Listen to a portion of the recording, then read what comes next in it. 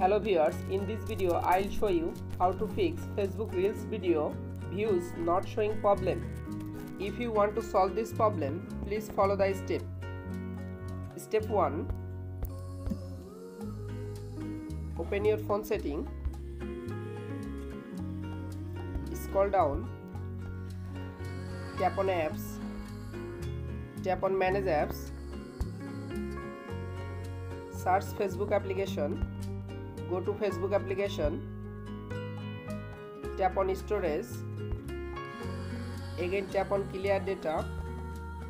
Click on clear cache data.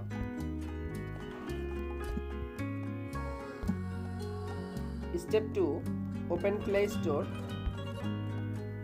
and update your Facebook application latest version. Step 3. Restart your device. Step 4.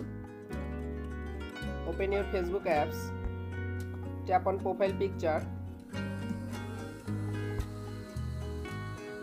Scroll down. Tap on video icon. You can follow all of the steps to fix Facebook Reels video views not showing problem.